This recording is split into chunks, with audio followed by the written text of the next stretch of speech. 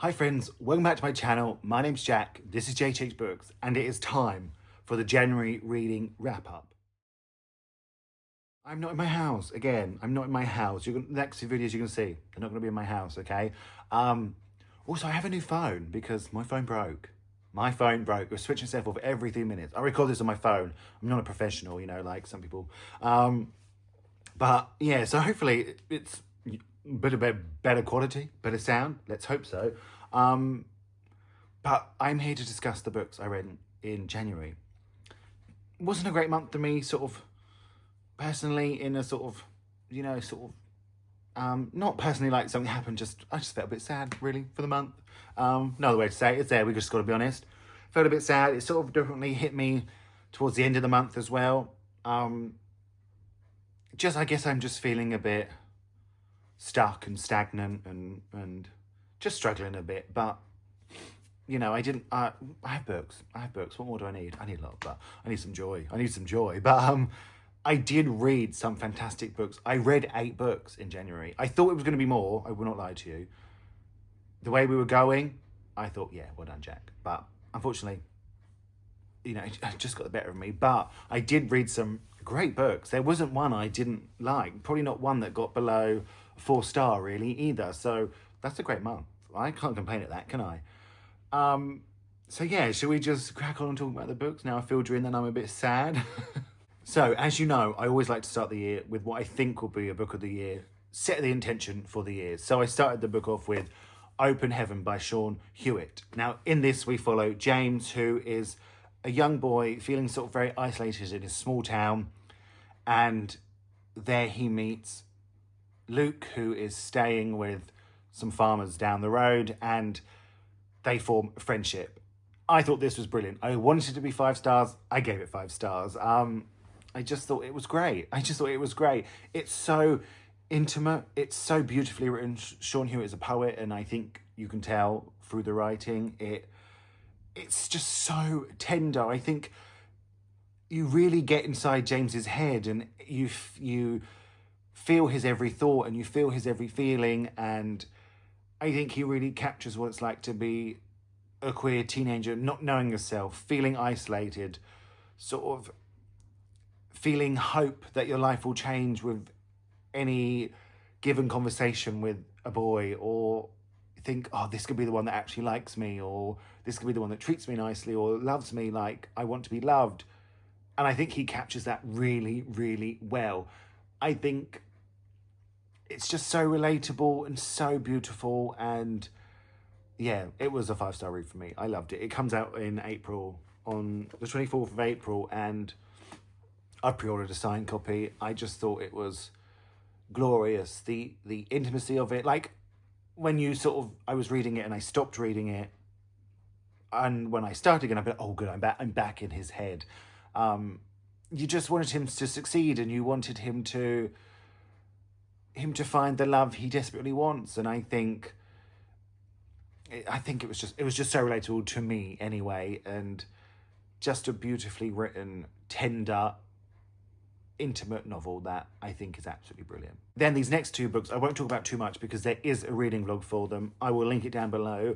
It's the new format of you'll vote for the ones you think I'll like best, and then I read them both in a week and we see which one wins. So first up, I read The Hitchhiker's Guide to the Galaxy by Douglas Adams, and I really enjoyed it, actually. Much more, I forgot to tell you what it's about. It's about a man named Arthur Dent whose house is going to be destroyed, and his best friend comes along and says, it doesn't really matter, the Earth's going to blow up in 2 minutes. Get on this spaceship with me. And then they go through a journey through space. Yeah, I did actually really, really enjoy it. It really made me laugh out loud, like a few times, but it was a great book. And then also in that vlog, I read The East of Eden by John Steinbeck. Very worried about this one because of the size of it. In this, we follow the Trask family we follow Adam Trask, really. He's the main character. From growing up, meeting his wife, trying to farm land, and his sort of connection with the land and Hamilton's. And you'll have to watch the vlog to see which one won. But I loved this book. I loved it. So much more than I thought I would. I think it's brilliant. I think it's got a character called Kathy in it is absolutely amazing, and I love her. It was just epic, and it was grand, and it was big, but it was somehow sort of a real sort of family drama. I thought it was brilliant. I don't know if anyone's ever heard of this book. Is it a classic? I don't know. I'm joking. I know I'm late to the party, but I'm just glad to be at the party now. But like I said, vlog link down below, see which one wins, if it wasn't obvious. And then I read Disappoint Me by Nicola Dinnan. In this, we follow Max, who is 30-something, and at New Year's Eve party, she falls down the stairs, and she decides after that to sort her life out and have a good old stab at heteronormity. But we also follow her new boyfriend. Is his name Vincent? I'm pretty sure it's Vincent. Vincent, who is in love with her, but we're also following his story from back in the past when he was travelling in Thailand. And this was actually a really good book. I do think it could have been a little bit longer. I thought maybe it needed to be a little bit more fleshed out in places. I don't know if I loved the ending, but I did enjoy the book. I thought it was really nicely written. It was intriguing. You were intrigued as to what Vincent's secret is. And I think it sort of really highlights both the aggressions and the microaggressions that a trans woman has to deal with. You know, there's a lot of talk here about babies and being a mother, and I thought that was all handled really well and really brilliantly, and it was an intriguing story, and I did really like it. I make it sound like I didn't really like it very much, aren't I? But that's not the case. I read it really quickly. I sort of couldn't put it down. It was good. I gave it like 4 stars. Like I said, nothing was under 4 stars this month, so I didn't have a bad month. Then I read Human Animal by Seth Insua. There's an animal right here. I don't know if his tail's flicking in the camera. And this is the story of a dairy farmer who is struggling to keep his business alive, his farm running. And it's also the story of his child, Tom, who is back on the farm and feeling very isolated from his family.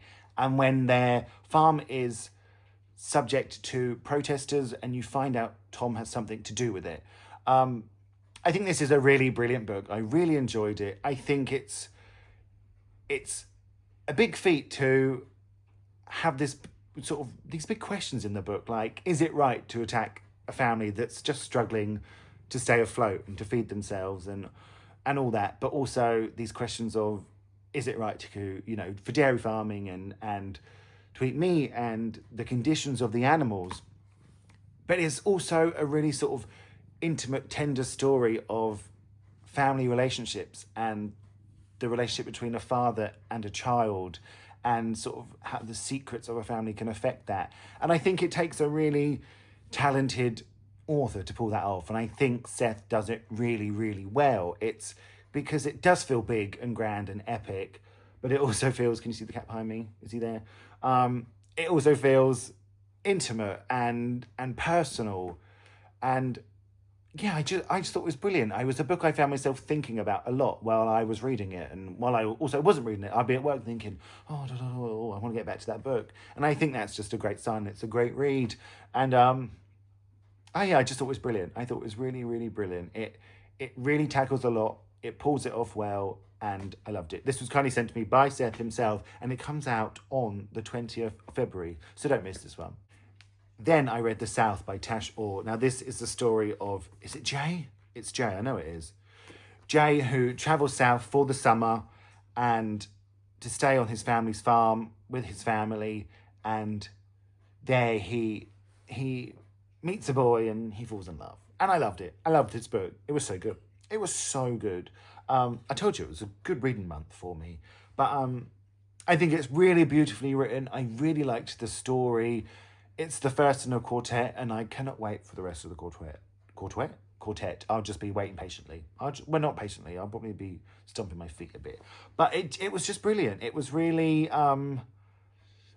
tender. It was personal. I loved the story. I loved how the farm and the landscape felt like a character, and although it's mainly a story about the 2 boys, it was also really about the surrounding family. You got perspectives from them, and I loved how it all came together. I hope the rest of the series continues in that vein. I don't know if the 2 boys will be still the main characters, but I was so intrigued in the mother's personality and her story, and the relationship between his parents and the relationship between his uncle and his brother.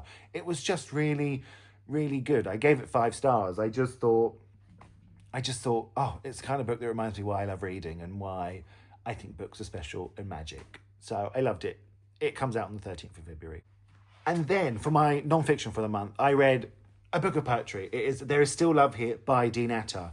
I've read all of Dean's books. I've read his 2 young adults and I've read his non-fiction memoir. And this is a book of poetry and it's really, really beautiful. There are some really beautiful poems in this. There are some I loved. I can't think what it was called now though. It was called, and was it? I think it might have been the one it was called after. Two Black Boys in Paradise. No, I loved it. It was called Two Black Boys in Paradise. And At the Table with My Love. That was also another good one. But yeah, I just think Dean is such a talented author. He has a book coming out this year, which I'm very excited for. But I love his poetry. He's probably one of my favourite poets. I just think you really feel like you get to know him through his poetry, and yet somehow he makes it really sort of universal, and I really liked that. So I've owned this for a while, so I'm really glad I read it. And then lastly for the month, I read Dark Rise by C.S. Pact. It's a fantasy book. I thought it'd be like fantasy, like set in the future, but it's not. It's not. I was really wrong. I didn't really know much going into this. I didn't know the plot. All I know is it was on my queer shelves, and it wasn't queer really. I need to get it off my queer bookshelf because it needs to go on like sort of the other.